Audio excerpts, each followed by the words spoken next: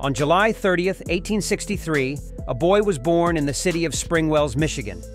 His name was Henry. Henry's father was a farmer during a time when farming was one of the most laborious occupations. Without the modern tools we have today, they had to work hard from morning till night in the fields, hoping to harvest a crop if it wasn't affected by pests. As Henry grew up, he witnessed the hardships his father endured, and his heart ached for him. As a result, he developed a strong aversion to farming. Despite his father being a farmer and Henry himself having to engage in farming, he knew that there was a better opportunity waiting for him nearby, and it was improving day by day. You should know that the city of Detroit, located 12 kilometers from Henry's village, was the most important industrial city in America. It was the birthplace of the Industrial Revolution in America. Being close to this city exposed Henry to industries and technology.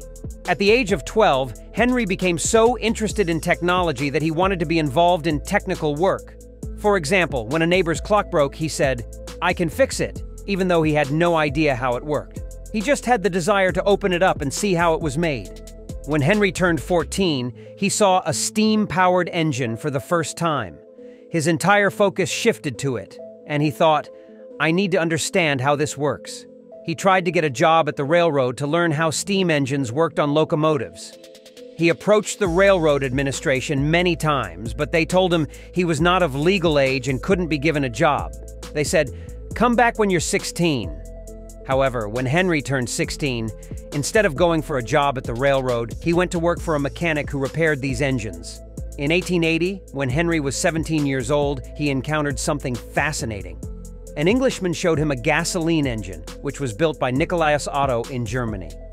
Nikolaus Otto hadn't built this engine for any particular purpose. He just wanted to show that gasoline could be used instead of steam. Though young, when Henry saw this gasoline engine, his mind became completely absorbed in the possibilities it presented. He pondered over its functioning and completely understood its fuel system, but he couldn't figure out its electrical system, how the spark plug ignited the mixture.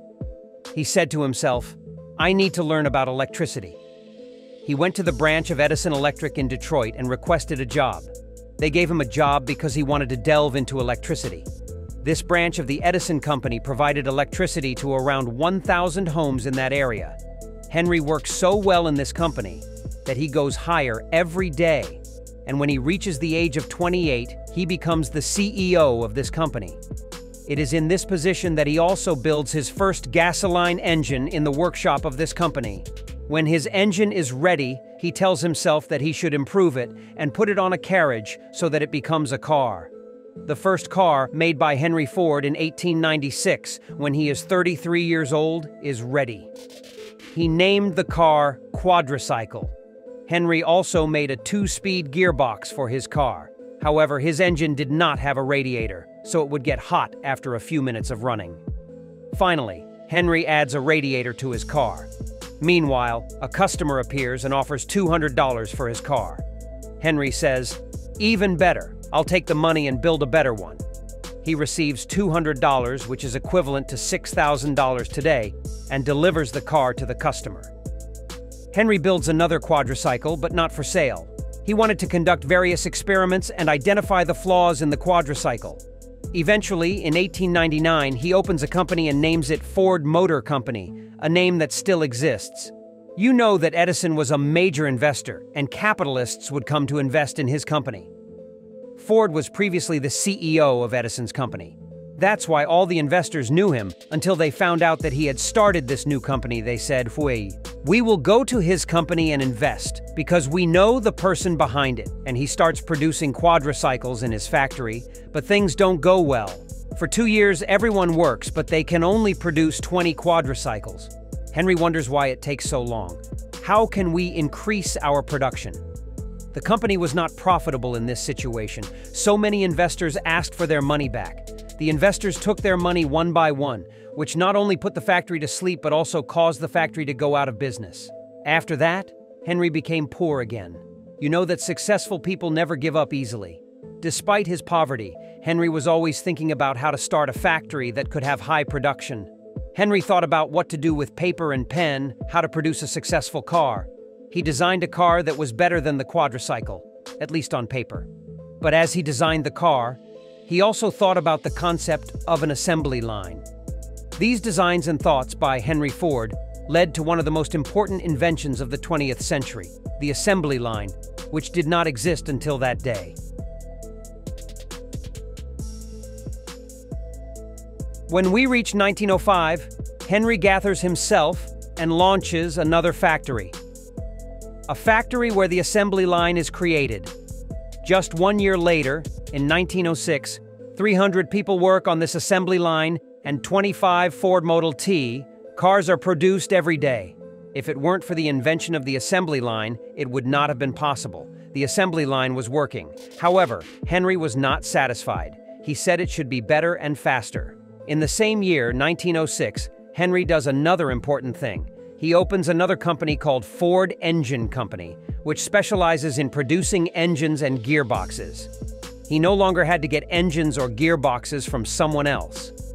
This move by Henry Ford increased the speed of the assembly line and made the cars cheaper because the longest time they wasted was waiting for parts from the assembly line. Ford said, "I want to produce a car that ordinary people can buy because until then, cars were for the wealthy and kings." In 1908, the first Ford Model T emerged in the following manner: a hassle-free and affordable car. Because it was intended to be cheap, it was only produced in black. Ford succeeded in creating a car that everyone could afford. The Model T, introduced in 1908, had a price of $850. When the Model T was unveiled and people saw its picture in the newspapers, they attacked the company. Within a week, they placed 25,000 orders. The demand was so high that they couldn't deliver all of them in the first year, but they managed to deliver around 17,000. When Henry Ford realized the success of his idea, he set up another, much larger factory with a bigger production line. Henry Ford's vision was to make this production line faster and more efficient.